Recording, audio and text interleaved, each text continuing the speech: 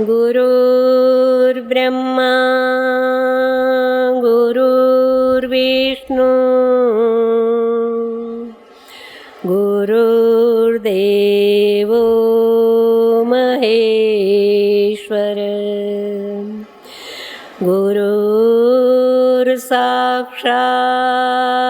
परब्रह्म तस्मै श्री गुरुवे नमः। अखण्डानन्दबोधेन शिष्यसन्तापहारिणे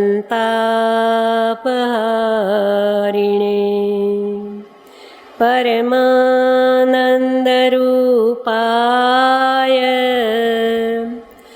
तस्मै श्री गुरुवे नमः। बन्दा गुरुपदकञ्ज कृपा सिन्धु नररूपहरि महामोहतमपुञ्ज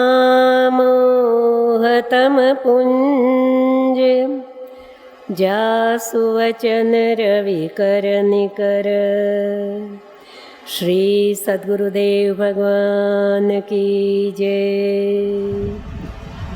जय भगवान। मानस महिमा। करिमत जन पूजहि नर नारी, गणपति गौरी पुरारी तमारी। अयोध्या कांड दोहा नंबर 272 के बाद ये चौपाई आपको मिलेगी। अवधवासी चित्रकूट में विराजमान है प्रभु के शरण में, और महाराजा जनक जी का आगमन हो रहा है। सब राजी हो गए, चलो इस बहाने 2-4 दिन और रहने को मिल जाएगा। मंदाकिनी जी में स्नान करके और पंचदेव की पूजा करते हैं। करिमत जन पूजहि नर नारी, नर नारी सब पंचदेव की पूजा करते हैं।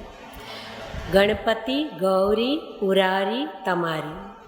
तमारी यानी सूर्य नारायण भगवान, तम यानी अंधकार, और उसके अरी उसके दुश्मन यानी सूर्य नारायण भगवान। रमा रमण पद बंदी बहोरी, विनवही अंजलि अंचली जोरी। आद्य शक्ति विष्णु लक्ष्मी जी, उनकी भी पूजा करते हैं। तो अपने यहाँ ये पंचदेव की पूजा परंपरागत होनी चाहिए, ये शास्त्र सम्मत है। गोस्वामी तुलसीदास जी महाराज जी देव भाषा संस्कृत के परम विद्वान होते हुए जन कल्याण हेतु प्राकृत भाषा में प्रवेश करते हुए 5 सौठे का वर्णन करते हैं। उसमें पंचदेव की पूजा का अपने को अनुसंधान मिलता है। सबसे पहले गणेश जी की वंदना मंगलाचरण में तो कर ही चुके हैं, लेकिन यहाँ वंदना नहीं, स्मरण कर रहे हैं। 4 सौठे में स्मरण होगा, 5वें सौठे में एक में ही वंदन का अपने को दर्शन मिलेगा। सबसे पहले जो सुमिरत सिद्धि हो, गणनायक करिवर वदन, करहूँ अनुग्रह सोई, बुद्धि राशि शुभ गुण सदन। स्मरण करें गणेश जी का। गणनायक है, शिव जी के बहुत से गण हैं, लेकिन यहाँ गोस्वामी जी ने स्पष्टता बताई कि मैं कौन से गण की वंदना कर रहा हूँ।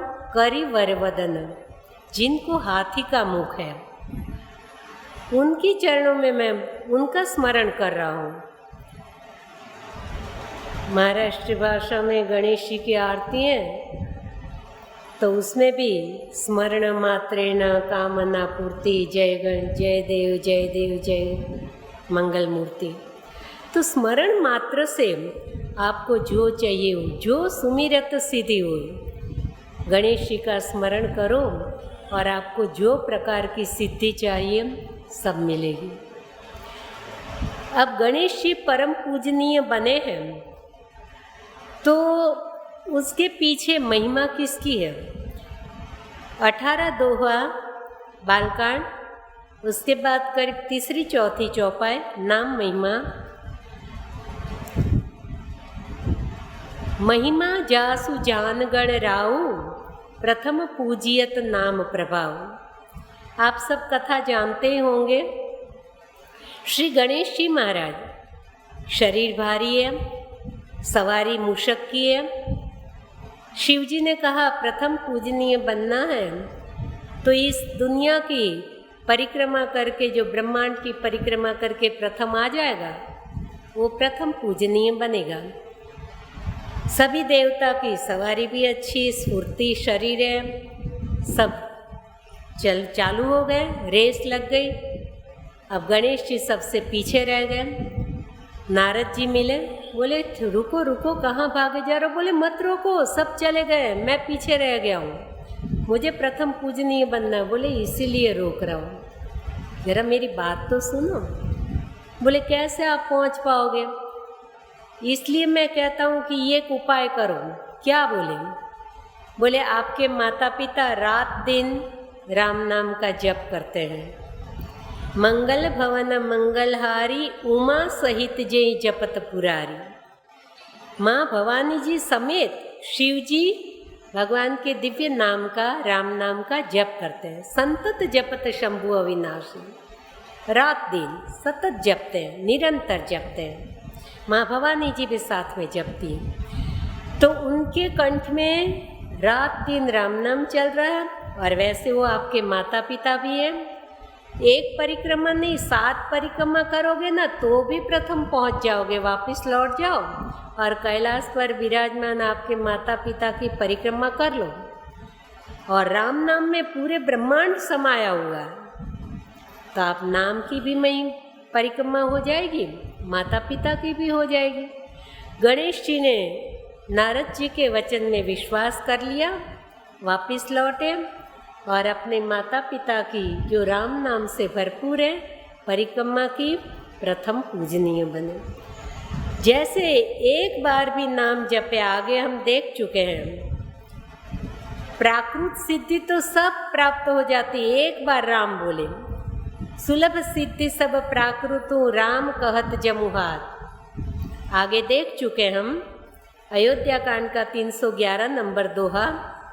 भरत भैया चित्रकूट की यात्रा हेतु भगवान के पास इच्छा व्यक्त की। प्रभु ने आदेश दिया भले। तो कांटे, कंकर, ये सब बहुत गर्मी, तो शीतल मन सुगंधी वायु बहने लगा। कांटे कंकर साफ हो गए, मक्खन समान कोमल भूमि उनके लिए बन गई प्रकृति सेवा में। तो वहाँ गोस्वामी जी ने लिखा, कोई व्यक्ति जम्बाई लेते हुए एक बार राम बोलेगा, उसको भी सारी भौतिक सिद्धियाँ, प्राकृत सिद्धि तो उसको भी सब सुविधा मिल जाएगी। अब आपको चाहिए तो जम्बाई लेते हुए एक बार राम बोल लें, ये गलत नहीं हो सकता, क्योंकि गोस्वामी जी ने शिव जी की साक्षी से लिखा है कि इसमें जो कुछ भाषाबद्ध हो रहा है, स्वप्न में शिव पार्वती जी मुझ पर प्रसन्न है, तो जो लिखा जा रहा है वो सत्य हो। बालकांड का 15वां दोहा। सपने साँचे मोहि पर, जो हर गौरी पसाओ, तो फुर हो जो कहूँ सब भाषा भणित प्रभाव। तो गोस्वामी जी की लिखी हुई बात कोई भी गलत नहीं हो सकती। क्यों? कि असल तो इस शास्त्र के रचयिता शिव जी है। शिव जी ने कृपा करके उनको ये शास्त्र लिखवाया है।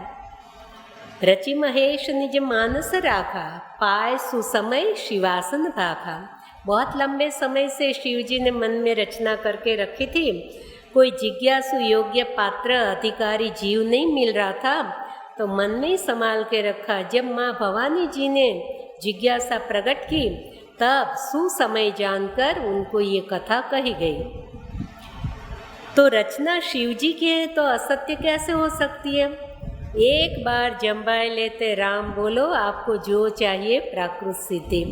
और स्वयं शिव जी भी करीब 107 या 108 नंबर दोहा बालकांड में बोले हैं, बंदो बाल रूप सोई रामू, सब सिद्धि सुलभ जपत जिस नामू। जिनका नाम जपने से जिस प्रकार की सिद्धि चाहिए, सब सिद्धियां मिल जाती हैं। राम नाम की महिमा अपरंपार है मेरे भाई बहन। देखने में छोटा सा नाम है, सरल है बोलने में, हम उसकी महिमा जानते हुए भी अनजान बन जाते हैं। हम राम नाम रटते रहें, भले अपने पास गुरुमुखी मंत्र न मिला हो तो राम नाम रटते रहें, बहुत ही कल्याणकारी है।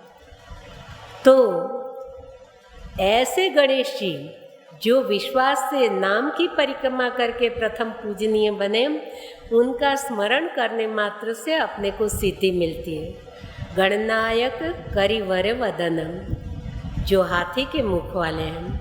हाथी का मस्तक बहुत बड़ा है, आंखें बहुत ही छोटी छोटी हैं, लेकिन वो छोटी सी सुई भी तुरंत देख के पकड़ लेते हैं। कान बड़े बड़े हैं। ये सबके पीछे बहुत ही प्रतीकात्मक सब लक्षण हैं। हम प्रभु कीर्तन सुनने के लिए अपने कान बड़े रखें, अपनी छोटी से छोटी गलतियां देखने के लिए बारीक दृष्टि से देखें। ऐसे बहुत सी बातें हैं मेरे भाई में। लेकिन लिखा है बुद्धि राशि शुभ गुण सदन, बुद्धि के भंडार है मेरे भाई बहन। जिसके पास जो माल भरा होगा वही तो देंगे। तो गणेश जी बुद्धि के भंडार हैं। हमको सद्बुद्धि चाहिए तो गणेश विवेक के देव हैं, विवेक प्रदान करते हैं। तो हम बुद्धि राशि शुभ गुण सदन। अब एक एक शब्द हम देखें। शुभ गुण सदन, शुभ गुण के वो भंडार है, शुभ गुण के धाम है। गुण यानी गुण, गुण भी कोई शुभ और अशुभ हो सकते हैं क्या? तो गोस्वामी जी को इतनी स्पष्टता क्यों करनी पड़ी? हाँ, हम मानस जी के आधारित थोड़ा देखें। दुनिया की चालाकी चतुराई, किसी को फंसाने में, किसी को धोखा देने में कोई बहुत ही होशियार हो तो कई लोग बोलते हैं भाई ध्यान रखना वो बड़ा चतुर है। तो वो चतुराई अच्छी नहीं है, वो चतुराई दुर्गुण है। इसलिए गोस्वामी जी ने दोहा लिखा, चतुराई चूल्हे पड़ो दिख पड़ो आचार, तुलसी हरि भक्ति बिनु चारो वर्ण चमार। तो ऐसी चतुराई काम की नहीं। तो चतुराई वो गुण है, लेकिन शुभ गुण नहीं है, वो अच्छा नहीं है, वो किसी का अशुभ करने वाला। लेकिन शुभ गुण चतुर का है। कौन से? राम ही भजे ही ते चतुर नर। नहीं तो बालकांड में भी चतुराई छोड़ने को लिखा। करीब 198 दोहे या 200 दोहे पे है बालकांड में। मन क्रम बचन छांडी चतुराई, भजत कृपा करी है रघुराई। इस मार्ग में प्रभु भजने में चतुराई काम नहीं आती है, उसमें चतुराई छोड़नी पड़ती है। लेकिन फिर चतुरता का संबोधन किया, भाई वो तो चतुर है। कौन? जो हरि भजते हैं। तो वो चतुर शुभ गुण है और वैसे अशुभ गुण है। तभी तो मनु महाराजा ने प्रभु से क्या मांगा जब दर्शन हुए प्रभु के? मांगो मैं तुम पर बहुत प्रसन्न हूँ। दानी शिरोमणि कृपा निधि नाथ कहो सतभाव, चाहूँ तुम्हें समान सुत प्रभु सन कवन दुराव। आप अंतर्यामी हैं, घट घट के वासी है प्रभु, आपसे मैं पर्दा क्या रखूं? आप जानते हैं मुझे आपके जैसा बेटा चाहिए। क्या मनु महाराजा को बेटा नहीं था? एक नहीं दो है। उत्तानपाद और प्रियव्रत अच्छे हैं, गुणवान हैं, तो उनको छोड़कर जंगल में गए, इतनी आराधना की और फिर भगवान से मांगा कि आपके जैसा बेटा चाहिए। यानी लौकिक नाते तोड़कर अलौकिक नाता ईश्वर से नाता जोड़ते। भक्ति पथ का सिद्धांत है मेरे भाई बहन। पहले हम इष्ट नक्की करें, अपने को जिस स्वरूप में प्रीति है, तत्व से सब एक है, लेकिन स्वरूप अलग अलग है। बाहरी हमारा रूप माना जाता है, लेकिन भीतरी स्वरूप माना जाता है। क्योंकि आत्मा है वो परमात्मा का अंश है, तो उस आत्मा को स्वरूप कहा जाता है। और ये हाड़ मास का देह है, उसको रूप कहा जाता है। हम ठाकुर जी के दर्शन करने मंदिर में जाएं तो भगवान का रूप बहुत सुंदर है ऐसा नहीं बोलना चाहिए। ठाकुर जी का स्वरूप सुंदर है, रूप तो हमारा जो हाड़ मास का शरीर है, बाकी ठाकुर जी का स्वरूप है। तो भीतरी अंतर ध्यान हो जाए, अंदर प्रवेश करें। शंकर सहज स्वरूप समारा, लागी समाधि अखंड अपारा। तो आत्मचिंतन मनन में तब भीतरी स्वरूप को संभाला, रूप को नहीं। तो मेरे भाई बहन, मनु महाराजा ने मांगा, चाहूँ तुम्हें समान सुता। अब इष्ट आराधना नक्की की कि मेरे इष्ट देव धनुषधारी भगवान राम हो, और फिर उनसे नाता जोड़ रहे हैं, मैं आपका पिता बनूं, आप मेरे बेटे बनकर मेरे यहाँ प्रकट हो। तो भक्ति पथ में हमें इष्ट नक्की करना है, अपने को मुरलीधारी, धनुषधारी, त्रिशूलधारी जो भी स्वरूप प्रिय है, और फिर उनसे नाता जोड़ना पड़ेगा। जब तक नाता नहीं जोड़ेंगे तब तक प्रेम नहीं होगा। ईश्वर को कुछ भी अपना मान लो, नंद बाबा, यशोदा जी, वासुदेव जी, देवकी जी, दशरथ जी, कौशल्याम्बा, ये सब परमात्मा को बेटा मानते हैं। ध्रुव जी, प्रहलाद जी भगवान को पिता मानते हैं, वो उनके बेटे बन गए। मीराबाई, शबरी जी पति भाव से बचती है, शबरी जी का भी पति भाव है, तभी तो भगवान राम जी उनको 3 बार भामिनी संबोधन करते हैं। वो आत्मिक संबंध है, वरना शबरी जी कोई जवान स्त्री नहीं है। और ऐसा सोचना भी हमें दोष लगता है, पाप लगता है। भगवान तो एक पत्नी व्रत धारक लीला क्षेत्र में, बाकी वो सबके मालिक है, सबके पति हैं। तो 3 बार भामिनी संबोधन करके उनका अंतर्भाव स्वीकार किया। शबरी जी का पूर्वाश्रम का चरित्र बहुत ही अलग ही है, आपने सुना हो या नहीं सुना हो मुझे नहीं मालूम है। शबरी जी पूर्व जन्म में काशी की महारानी थी, ऐसा मैंने संतों से सुना है। और आज भी काशी में गंगा तट पर राजमहल है। वो पूर्व जन्म में भी परमात्मा की परम प्रेमी भक्त रही। राजा के यहाँ बहुत सी रानियाँ रखने का परंपरा चली आ रही थी, तो उनको कोई ये संसार के विषय भोग में रुचि नहीं थी। उन्होंने राजा जी से कहा कि और सब रानियाँ आपकी सेवा में हैं, यदि आपका आदेश हो तो मैं निवृत्ति लेकर हरि भजन करना चाहती हूँ। राजा जी भी परम प्रभु के प्रेमी रहे। उन्होंने कहा ठीक है, आपकी जैसी इच्छा। तो उनके लिए ठाकुर जी की सेवा, सत्संग, भजन सब व्यवस्था कर दी गई थी। काशी में तो बहुत ही साधु संत पधारते हैं, बहुत ही भजन सत्संग होता रहता है। तो रात को वो राजा जी भी उनके सत्संग में जाते हैं, तो ये महारानी साथ में जाती थी। लेकिन राजा जी को तो फिर दिन भर अपना दिनचर्या, कारोबार संभालना रहता है। तो कुछ समय रात को 11, 10:30, 12 ऐसे बजे तो राजा जी लौट जाते थे।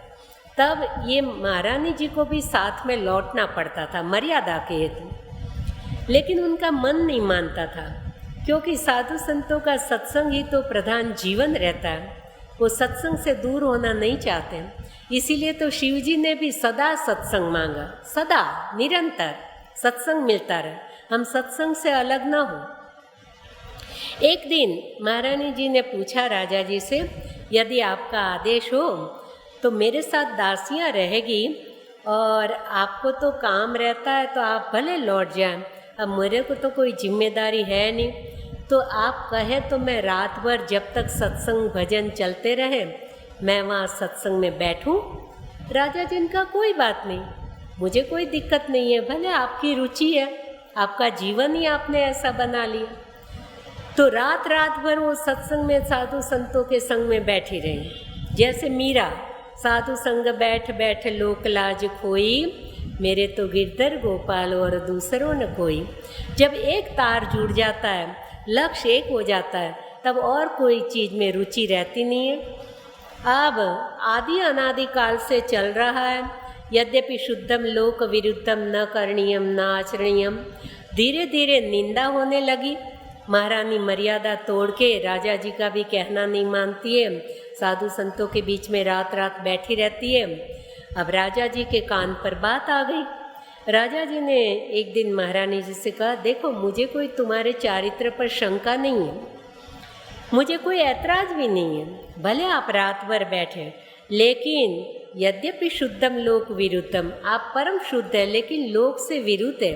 बहुत ही चर्चा चल रही है और ऐसे बातों की बढ़ती जाए, इससे अच्छा है कि आप मेरे साथ साथ लौट जाया करो। महारानी बहुत ही कहना मानने वाले आदेश का पालन करने वाली रही। बोले ठीक है, जैसा आपका आदेश, लेकिन उनका मन दुखी होता था, अंतरात्मा कबूल नहीं करती थी। फिर एक दिन वो वापस तो लौटी, लेकिन रात भर उनको सत्संग में मन लगा रहा और इतना दुख हुआ कि ये उत्तम परिवार, ये राज मर्यादा, ये बड़ा कुल क्या काम का जो सत्संग में आड़ा आता है। इससे तो नीचे कुल में जन्म अच्छा है, ये शरीर रखना ही नहीं है। गंगा जी में कूद पड़ी, शरीर त्याग किया। अपने यहाँ परंपरा अंतिम इच्छा जो हो उसके अनुकूल दूसरा जन्म मिलता है। माँ पार्वती जी, सती जी ने क्या मांगा? सती मरत हरि सनवर मांगा, जन्म जन्म शिव पदानुरागा। सती जी ने योगाग्नि प्रकट करके अंतिम समय देह परित्याग किया, तो जन्म जन्म शिव चरणों में प्रीति मांगी। तेहि कारण हिम गिरिग्रह जाई, जन्मी पार्वती तन पाई। इसी कारण से दूसरे बार वो हिमाचल महाराजा के यहाँ पार्वती जी रूप में प्रकट होती है। तो शबरी जी की भी इच्छा रही कि नीचे कुल में जन्म अच्छा है। मेरे भाई बहन, अंतिम इच्छा जो रह जाती है वही पुनर्जन्म का कारण बनता है। अभी आप अपनी परीक्षा खुद कर सकते हैं। रात को आप प्रभु स्मरण करके, भगवान का ध्यान करके, उनमें मन लगाकर और सोएंगे तो सुबह उठते ही आपको पहले विचार उन्हीं के आएंगे।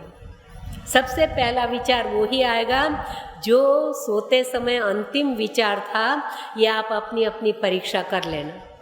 यही प्रमाण है कि अंतिम समय जो इच्छा रहती है उसी तरह से पूर्व जन्म मिलता है, पुनर्जन्म मिलता है। तो इसलिए वो फिर भील जाति में दूसरे जन्म में प्रकट हुई। अब भील जाति में बाल विवाह का प्रथा चली। छोटी बच्ची हो और विवाह कर देते। छोटी सी थी, 7-8 साल की, विवाह की बातें होने लगी। और भील जाति में तो खान पीन सब गलत रहता है, मांसाहार वगैरह।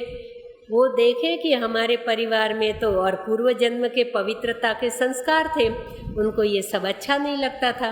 बोले अरे ये मानेंगे नहीं, मेरा ब्याह करेंगे और इतने लोगों को खिलाने के लिए कितने पशुओं को काटेंगे, करेंगे, कितनी हत्या होगी।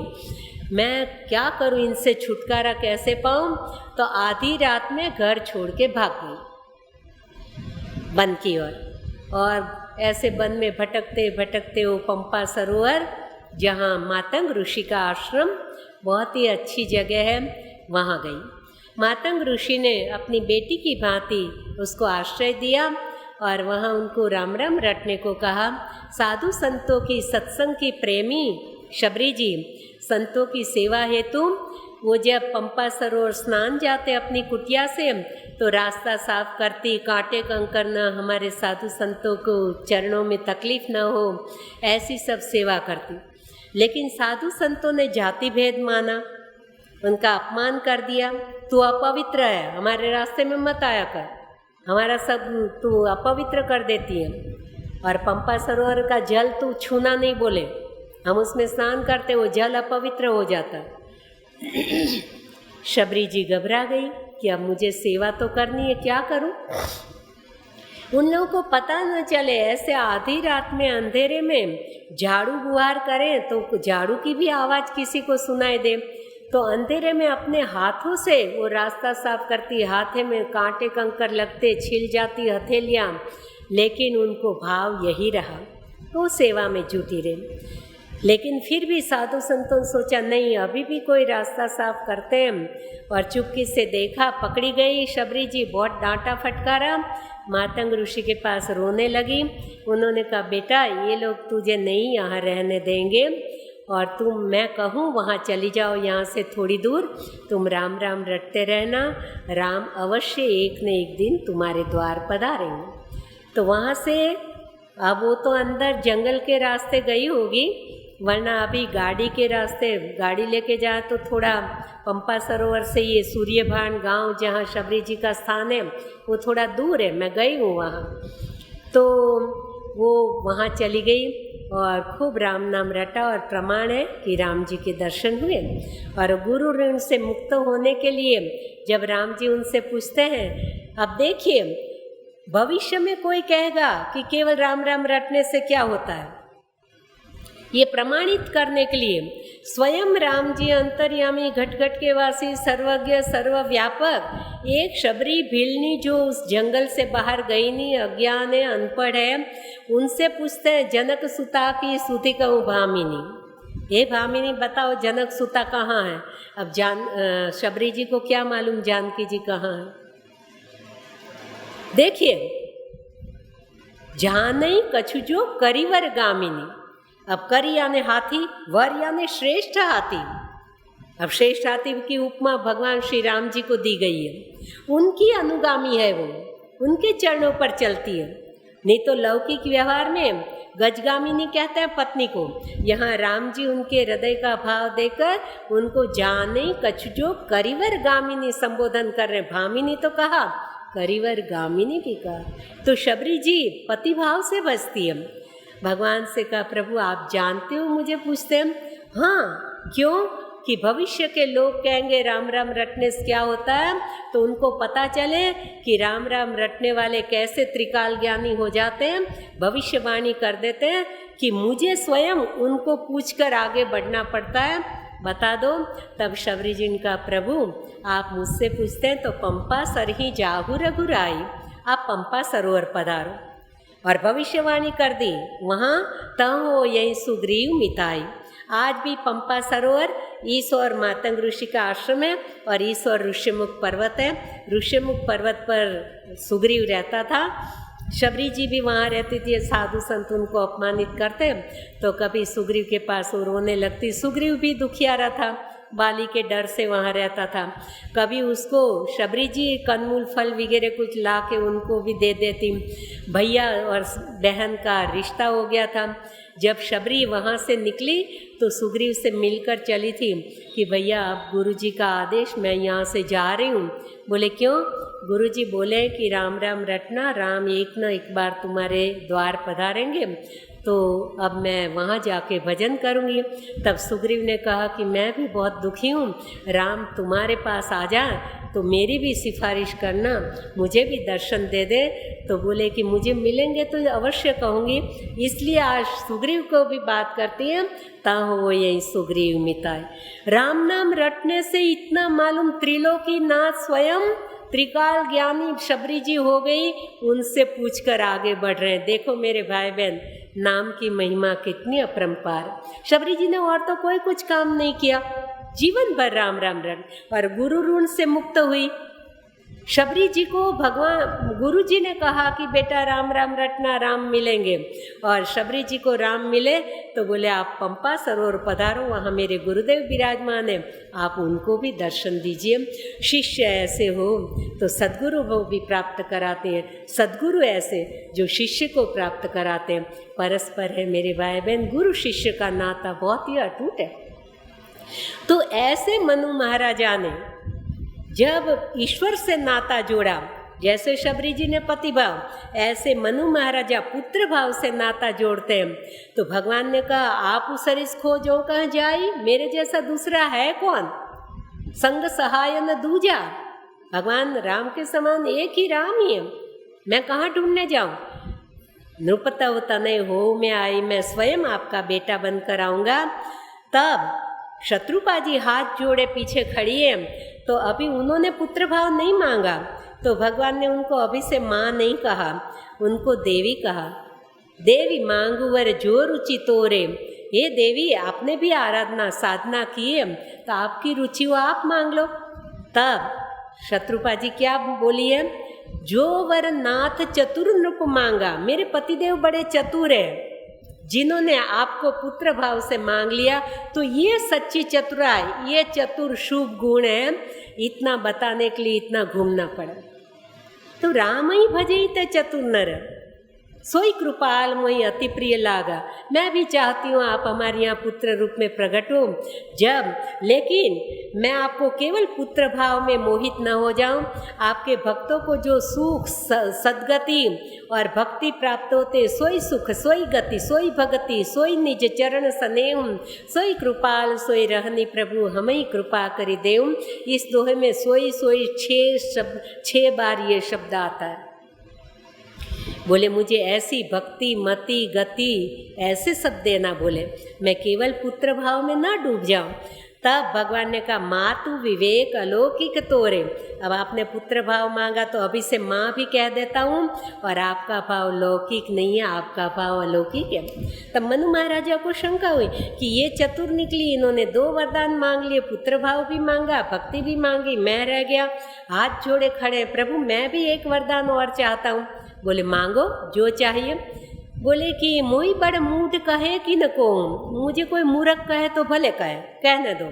सुत विषयक तो पदरती हो, मेरा केवल आपके चरणों में पुत्र भाव बना रहे। तो भगवान ने कहा ठीक है, और कैसा? मेरा जीवन आपके अधीन हो, मणि बिनु फणि जिमि जल बिनु मीना, मम जीवन तिमि तुम ही अधीना। जैसे मणि के बिना सांप मर नहीं जाता है, लेकिन बहुत ही तड़पता रहता है। उसका मणि कोई खींच ले या मणि खो जाए तो सांप बहुत ही तड़पता है, उसको चैन नहीं है। तो मणि के बिना सांप जैसे तड़पे, वैसे मैं आपके बिना चैन नहीं, मैं ऐसे तड़पता रहूं। और दूसरा, मणि बिनु फणि जल बिनु मीना, जैसे पानी के बिना मछली वो तो जी नहीं सकती है, वो तो तड़प तड़प कर प्राण त्याग कर देगी। तो मेरा जीवन आपके अधीन बने।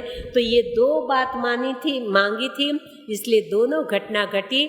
जब विश्वामित्र जी यज्ञ हेतु राम जी को ले जाते हैं, तब मणि के बिना सांप जैसे रहे वैसे तड़प तड़प कर, और जब बारात लेकर जनकपुर दशरथ जी पधारे तो मृतक शरीर प्राण जनु भेटे, वो सांप मृतक की भांति जी रहा था।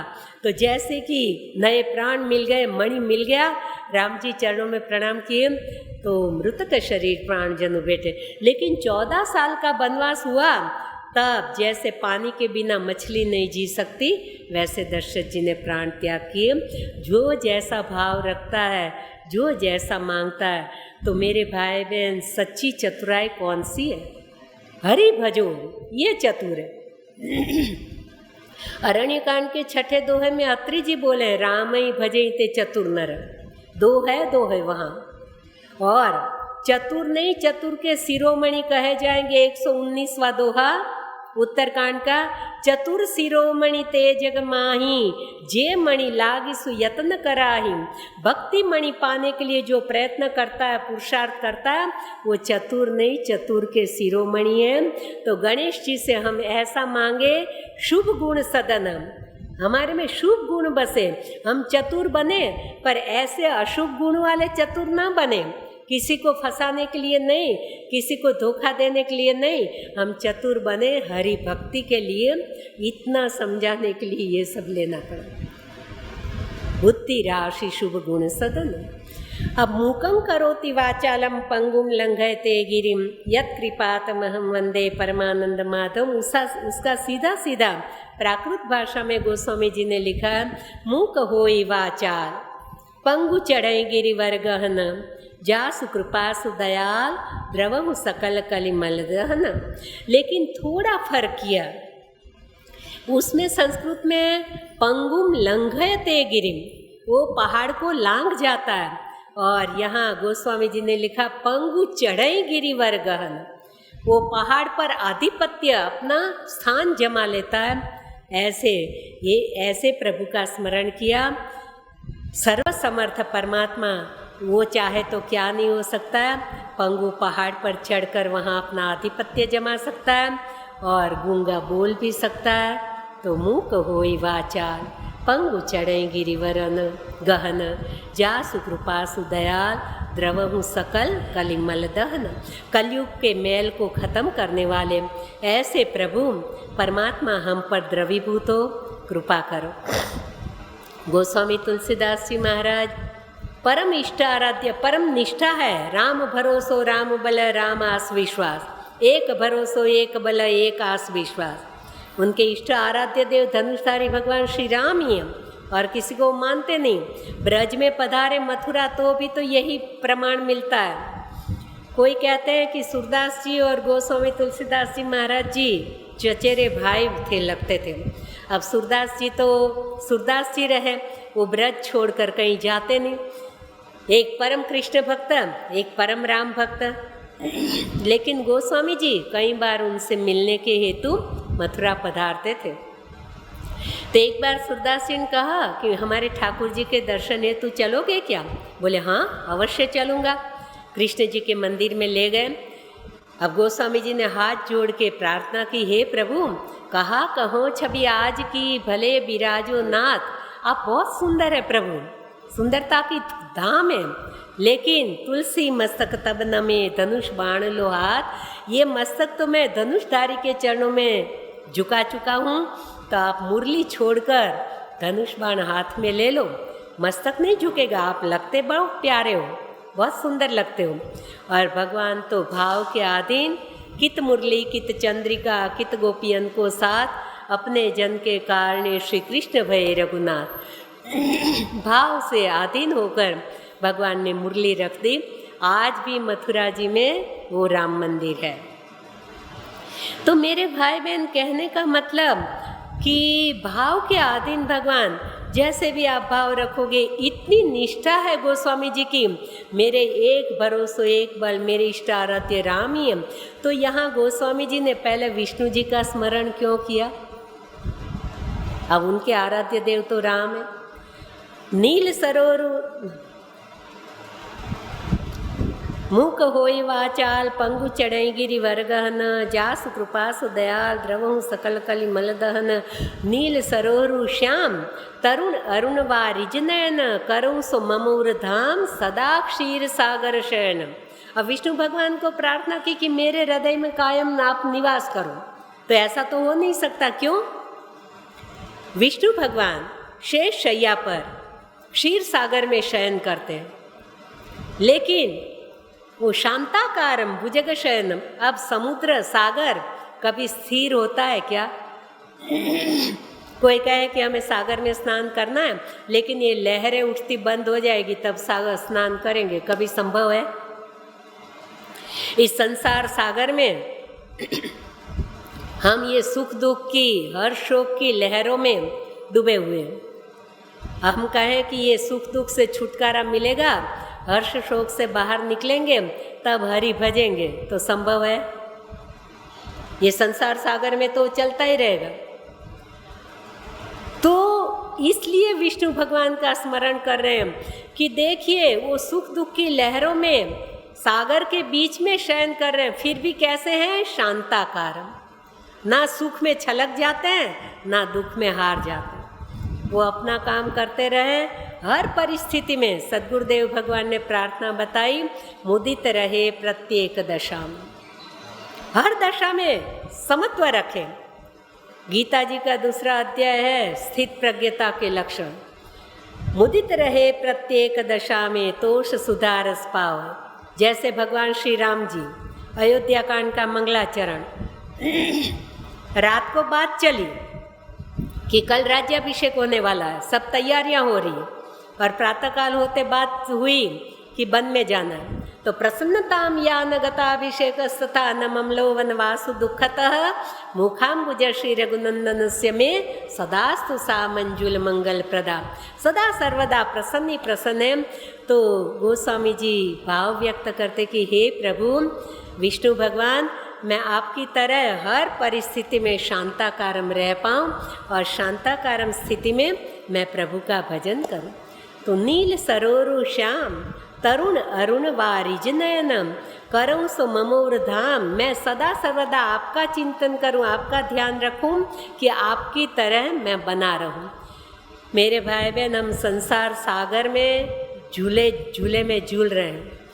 या तो झूले पर बैठना छोड़ दो, या तो झूले पर बैठते हो तो वो स्थिर रहने वाला नहीं है। अब कोई झूले पे बैठे तो सहज ही पैर हिलने लगेंगे, और झूले पे बैठ के ये कहें कि हमारा झूला आगे आगे चले, पीछे जाए ही नहीं, तो संभव है क्या? तो झूला ही कैसे कहलाएगा?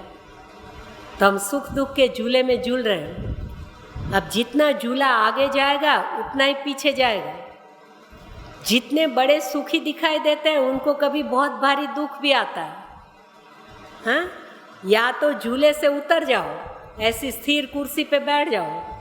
हाँ, और या झूले पे बैठना है तो या तो पैर टिका लो कि बिल्कुल भी हिलना नहीं। और झूला झूलने का शौक है तो आगे भी जाएगा, इतना पीछे भी जाएगा। ये हकीकत है। नील सरोरु श्याम तरुण रुजवारी नयनम। आप मेरे हृदय में इसलिए विराजो कि सदा सर्वदा आपका चिंतन मैं आपके जैसे इस संसार सागर में स्थिर बना रहूं। अब विष्णु जी क्षीर सागर में शयन तो करते हैं, लेकिन शेष शैया पर उनके मस्तक पर शेष जी का फना डोल रही है। हे जीव, तू गाफिल मत हो, तू जरा सावधान हो, जागरूक रहे। तू भी काल की शैया पर सोया हुआ है। सदैव काल तेरे सिर पर नाच रहा है। सांप है वो काल का रूप है। जीवन में पापों से बचना है, दुष्कर्म से बचना है तो दो बातों को याद रखो, स्मरण और मरण। अपने इष्ट आराध्य का स्मरण करते रहो और हमेशा याद रखो कि हे जीव, तू कितने समय के लिए जीवन तेरा बचा है तुझे पता है। तू ये कर्म कर रहा है, तुझे भुगतना पड़ेगा, तो मरण निश्चित है। तू कायम अमर नहीं है, तू कायम रहने वाला नहीं है। कलयुग के लक्षण दोहा नंबर 99 या 100 उत्तरकांड का। लघु जीवन संवत पंचदशा, छोटा सा जीवन है। गवर्नमेंट ने 58 साल निकाले, गोस्वामी जी ने 50 साल की उम्र बताई है। लघु जीवन, छोटी सी जिंदगी है। पंचदशा, 5 बार 10-10, 50 साल की उम्र है। लेकिन कल्पांतन नाश गुमान असा, फिर भी जीव ऐसे गुमान में डूबा है जैसे मैं तो कल्पों तक जीने वाला हूँ, मेरा तो कभी नाश होने वाला नहीं है। तो हे जीव, तू सावधान हो जा कि तू भी शेष सैया पर सोया हुआ है, तेरे सिर पर भी काल नाच रहा है। तीसरा, लक्ष्मी जी चरण सेवा कर रही है। हे जीव, यदि लक्ष्मी जी तेरे चरण चूमती हो, तू जहाँ जाए वहाँ तेरे लिए भौतिक सुख सुविधा ही सुविधाएं हैं। फिर भी विष्णु भगवान शांताकारम बने हुए हैं। आज थोड़ी सी लक्ष्मी जी की कृपा हो जाए और थोड़े से धन खजाना माल मलिदा बढ़ जाए तो हलन चलन बदल जाता है। उसके हाथ पैर यूं ही उछलने लगते हैं। जो सुख नहीं पचा सकता वो दुख भी नहीं पचा सकता है। फिर कभी दुख आ गया तो सुसाइड करने को तैयार हो जाता है। जीवन में सुख भी पचाओ, दुख भी पचाओ, हर परिस्थिति में शांताकारम बने रहो। ये विष्णु जी का स्मरण इसलिए करा। कुंद इंदु समदेह उमा रमण करुणायन, जाहि दीन पर नेह करहु कृपा मर्दनमयनम। हे माँ भवानी जी के अंतरात्मा में रमण करने वाले भोलेनाथ, आपका सद्गुण, आप दीन पर नेह करने वाले हैं, सदा दीन पर नेह। कुंद पुष्प समान उज्ज्वल श्री अंग है भोलेनाथ का। कुंद इंदु समदेह उमा रमण, करुणा के सागर है। मेरे भाई बहन, संहारक देव है शिव जी। कहते हैं ना, ब्रह्मा जी उत्पत्ति करते हैं, विष्णु जी पालन करते हैं, शिव जी संहार करते हैं। तो संहार करना, किसी को मारना हो तो क्रोध करना पड़ेगा ना। बिना क्रोध के, बिना उचाट के, बिना गर्म हुए तो संहार कैसे कर पाओगे। तो फिर भगवान शिव जी को कोई क्रोधावतारम कहते हैं क्या? कर्पूर गौरम करुणावतारम। तो ये करुणा के सागर है। भले संहारक देव है, लेकिन भोलेनाथ सब पर कृपा करने वाले। उमा रमण करुणा आयन, करुणा के भंडार है, करुणा के धाम है। जाहि दीन पर ने, जिनको दीन बहुत प्यारे। मेरे भाई बहन, अच्छे लोगों को, समर्थ लोगों को सब चाहते हैं। जो बेचारे दीन है, दीन यानी केवल आर्थिक परिस्थिति से साधारण हो ऐसा ही नहीं है, स्वभाव से भी नरम है। हाँ? जो नम्र है, जो अपनी परिस्थिति से दबे हुए हैं, किसी के सामने सच बात हो तो भी बोल नहीं पाते हैं, तो ऐसे दीन पर नेह करो। समान से दीन प्रेम किया जाता है, वैर और प्रेम समान से करना चाहिए। तो दीन को नीचा मानोगे तो उनसे प्रेम कैसे करोगे? आज दीन पर दया तो बहुत लोग करते हैं, हैं? दया करना यानी उसको कुछ ज़रूरत है, मदद कर दी, फिर भूल गए, हैं? लेकिन दीन पर नेह करना, कायम उनसे प्रेम संबंध जोड़ना। तो हरिहर दोनों दीन प्यारे हैं, दोनों दीन पर दया करने वाले। जे दीन पियारे वेद पुकारे, द्रवों सो श्री भगवाना, काको नाम पतित पावन जग के ही अति दीन पियारे, जाऊं कहाँ तजी चरण तुम्हारे। राम जी को भी दीन प्यारे हैं, हाँ? दीन दयालु है, दीन प्रेमी है। मानस जी में आप पाएंगे जितने भी जीव प्रभु की शरण गए और भगवान ने अपना लिया, वो सब दीन बनकर गए। अरे माँ जानकी जी भी देखी जानकी दीन, और हनुमान जी से साथ संदेश कहलवाया, दीन दयाल बिरद संभारी, अरुनाथ मम संकट भारी। विभीषण की शरण में आए, श्रवण सुये सुनि आए प्रभु भंजन भव वीर। तो दीन जानकर उनको भुज उठाए गई, हृदय लगावा, अपने बाहुपाश में उठाकर हृदय से लगा लिया।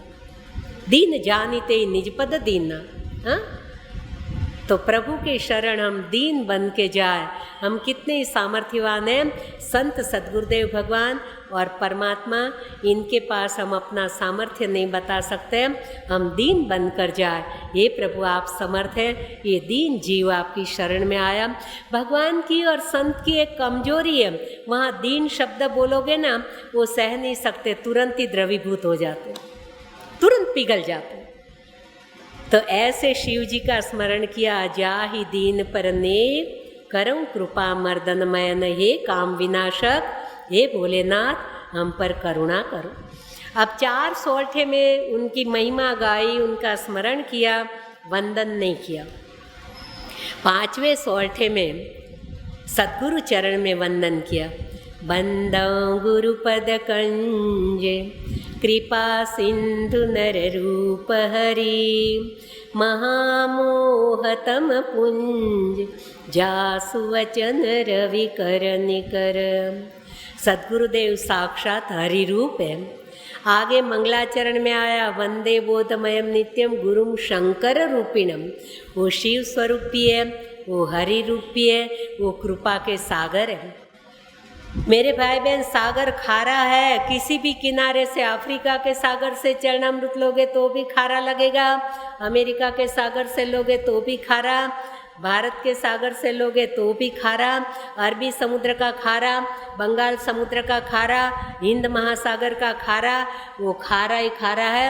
इस तरह से सद्गुरुदेव भगवान जहाँ से भी आप देखो वो कृपा के सागर है, उनके पास कृपा के सिवा और कुछ है ही नहीं। उनके मार में भी प्यार है, उनके प्यार में भी प्यार है। हरिओम शरण जी के भजन आपने सुने होंगे। हरिओम शरण जी एक अच्छे भजन गाने वाले बन गए। सद्गुरुदेव भगवान जब शरीर देह विलय के हुआ, तब उनके पास उन्होंने आखिरी में ये 2 भजन गाए थे। वो आए थे गुरुदेव के पास, रात को 8-9 बजे सब लोग बैठे थे और गुरुदेव को वो भजन सुना रहे थे, तब ये भजन उन्होंने गाया था। कोई समझे, कोई समझे, कोई समझे भगत सुजान, राम नित कृपा करते हैं, राम नित कृपा करते हैं। कोई समझे, कोई समझे, कोई समझे भगत सुजान, राम नित कृपा करते हैं।